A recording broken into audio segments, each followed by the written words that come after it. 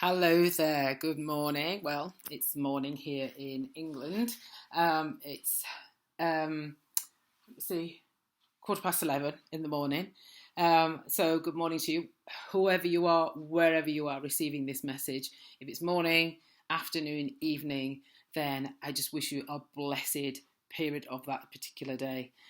This is going to be a really quick one. As you can see, I'm kind of dressed for housework and exercise. But it's just occurred to me for the last couple of days, I've been mulling a few things over. So I just wanted to share my thoughts really, really quickly. But before I get into the main thrust of my message, just quick caveat. I want to say thank you because my people pleasing video seems to be gaining a lot of traction. People seem to really, really resonate with that. And that's exactly what I hope for. I also want to say and add that I am not a physician, I'm not a psychologist, I'm just an ordinary melanated female who's had certain experiences in this life.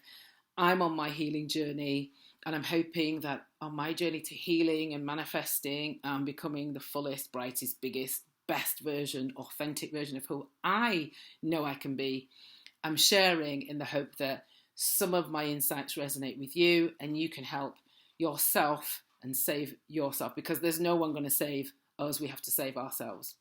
And I am tired of seeing so many wonderfully talented, beautiful beings that are my melanated sisters ignored, kind of like dismissed by society, persecuted in some way or other.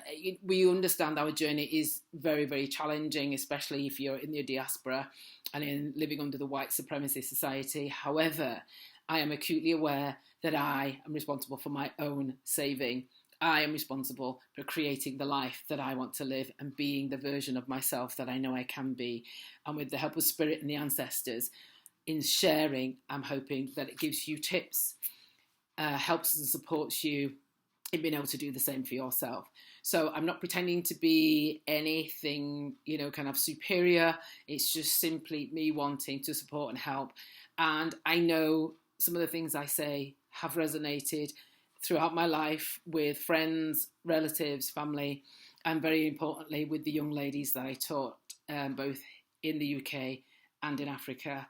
And I know there's a need for us to speak to each other more, support each other more, have a dialogue, and really, really get to the nitty gritty of some of the things that we're afraid to look at in order for us to liberate ourselves and live the lives that we deserve.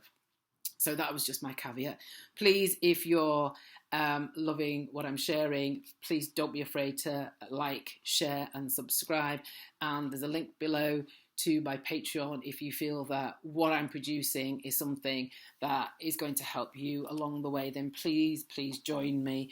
My tribe is slowly growing, and I want to say really thank you very, very much to those ladies and gentlemen who are supporting the words that I'm wanting to share and supporting my content. But today, 3 minutes in already, I wanted to talk about a phrase which I know many of us who come from a Caribbean background, and obviously my experience is particularly a Black British experience, but I'm sure some of the things I say will resonate if you're a melanated feminine, no matter where you are. There's a phrase that was often bandied around, in fact not bandied around, it was like used to really kind of like shut you down and kind of contain who you were, and that is I want, never get. And more often than not, it was levelled at us as children if we really desired something, if we were excited about something and we said and we used the phrase I want. Now if we assume everything's energy, our ancestors are out there, it's energy, spirit is energy, the universe wants to bring everything to you. What you say is energy. What you send out, you're creating. And I'm looking, and I have at various points looked at my life and looked, well, you've created this. If you don't like it, what is it that I've been doing to create things that have not particularly been what I know deep down I really desire? Those haven't been my thoughts. Those haven't been the things that I've been thinking. Yet I'm manifesting something in opposition to that. And that's because many of us have programs, subconscious programs running that are working in opposition to what we think we want here and here. And one of them, for me anyway, has been I want, never get. The consequences of a program running in your subconscious that says I want, never get, means that every time you have a desire for anything, be it what you might consider a small thing or a large thing. Sorry, my lock here is just distracting me a little bit. Let me just tuck that in. All right, you've got this rebel lock. That's probably a representation of myself doing its own thing there, particularly long. All right, anyway, never mind. It's not doing it, but I'll leave it. If I want, never get is running as a program, subconscious program. Remember, these are subconscious ones. So they come and sabotage us unconsciously. Every time you have a desire for something, you think, oh, I'd like whether it be a partner or profession or promotion or an item of clothing or a pair of shoes or wealth creation, car, or whether it just be that you want to realize a creative endeavor and get to a certain position with that. If you've got that program running, then our experience is going to be one of having to push and be in because we're in opposition to that. Every time you feel that twinge in your chest and that tingling in your gut, and it says, oh my God, I would really love that. Uh-oh, but you're not going to get it. You know, I want, never get. And if you're never going to get something, then energetically, you're going to draw to you the things that ensure that you don't get it. And that's why many of us, or, okay, I'll caveat, some of us, whoever this resonates with, if you're resonating with, then you're perhaps looking at some of the things that you've manifested and recognizing that, but that's not what I wanted. The key to undoing that is firstly recognizing perhaps that's the program that's running for me. And if that program is running for you, find out and look at where has that program perhaps manifested for you things in opposition to what you thought you wanted. The very fact of looking at it means then you can look at the choices that you made which helped you manifest that thing or that circumstance or that environment or that job or that partner. And then you can start to consciously, as you move forward, make decisions and choices that will bring a different reality. It's also about stopping yourself in those moments. Have you got that program running? So, for example, I'll give you an example. The other day I was online and I saw a pair of really beautiful slides, and I'm telling you,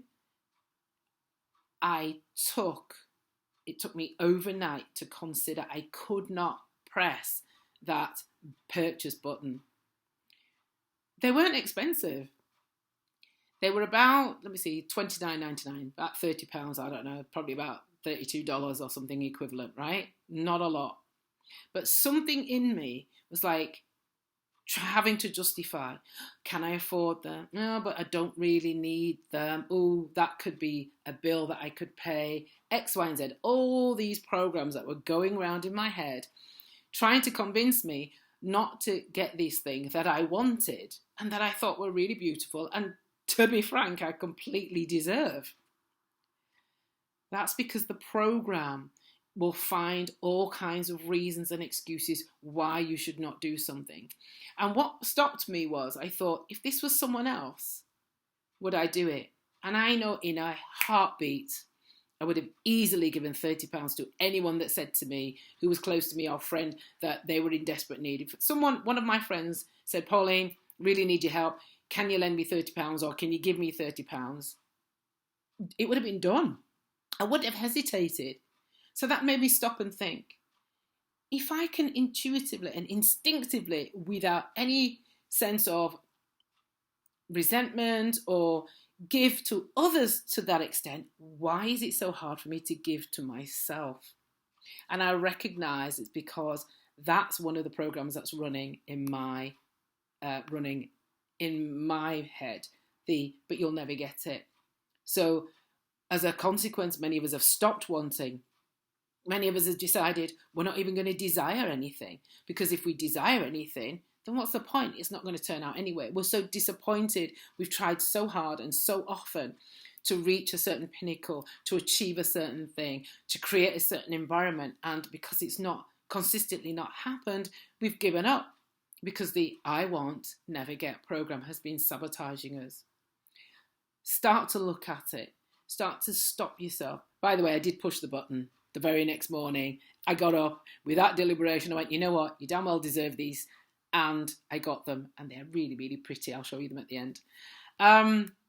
So yes, look at it and start to think. When you feel yourself stopping yourself, think, why am I stopping myself? Haven't I worked for what I've got? Do I not deserve this?